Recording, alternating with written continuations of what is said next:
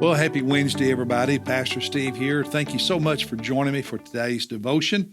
We are in Genesis 39 in our Bible reading plan. So Genesis 39, while you're opening your Bible there, just want to wish my brother Greg a happy birthday. He turned 62 today. Happy birthday, brother. Love you, bud. All right, Genesis 39.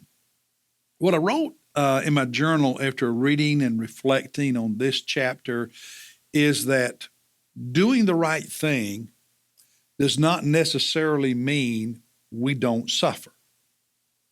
Sometimes we hurt or suffer because we did the right thing.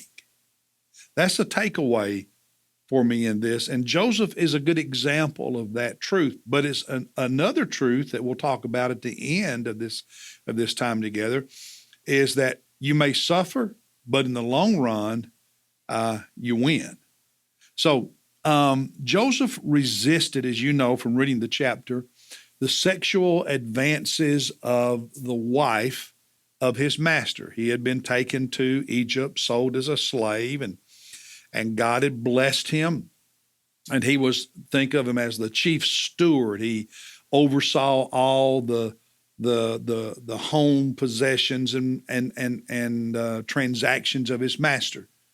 And his master's wife was sexually attracted to him, made advances, and Joseph continually resisted her advances. He was unwilling to sin against God. He was unwilling to betray his master. And so you know what happened. The result was that this woman lied about Joseph, what he did, and her husband believed her and became angry with Joseph and had him thrown in prison. So here's Joseph not wanting to betray his master, not wanting to sin against God, doing the right thing, and he suffers because of it. Sometimes that happens. But I want you to notice two more things in this story. It's not just that he was lied about and his master believed the lie and he was thrown in prison, but another thing is through all of this, Joseph maintained his integrity, his character. Joseph remained faithful, devoted to God, and continued doing the right thing. And what the master and this woman meant for evil, God in the long run turned to good, because Joseph was put in a very special prison, not just in any prison. Look at verse 20 of chapter 39. It says, Joseph's master took him and put him into the jail, the place where the king's prisoners were confined, and he was there in the jail. And as you go on and read the next couple of chapters, Joseph eventually was released and became second in command in Egypt. But those things that happened in the next two chapters happened in part because he was in this special jail, this special prison where the king's prisoners were put. And that opened the possibility of the connections that would be made in the next chapter that God would use to elevate Joseph to a place of prestige and power.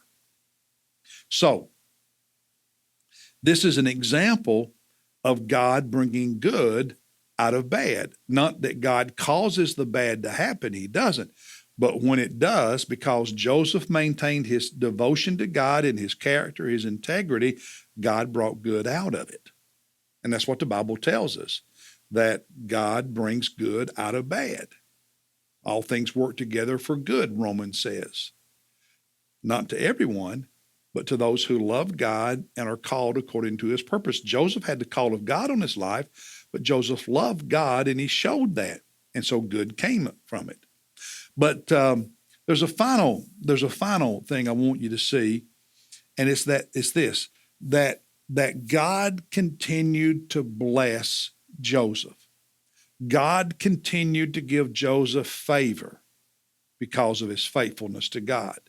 So he's brought down to Egypt as a slave, being betrayed by his brothers, but he remains faithful to God, and God gives him favor with Potiphar. Potiphar's wife lies about him. Potiphar believes it, is angry, throws him into prison, but Joseph maintains his integrity and his devotion to God. And what does God do in that new prison? God gives him favor with the jail keeper, so to speak, with the head of the prison. God continued blessing Joseph because through all these ups and downs, through all these bad moments, he remained faithful to God, devoted to God, maintained his integrity and his character, his commitment to the Lord, and God gave him favor. So here's a question. What would have happened if Joseph had given in to the sexual advances of his master's wife, sinned against God, betrayed his master? What would have happened? I don't know. None of us do. All we can do is conjecture. But I don't think the story would have unfolded the way it did. And I don't think you think it would have either. Choices matter. So do the right thing, even if in a situation like Joseph, on the front side, it costs you. It hurts. But do the right thing. Because even if it costs you something on the front side, on the back side, down the road, God will bless if you remain faithful to him. So do the right thing. Do the right thing. God honors that.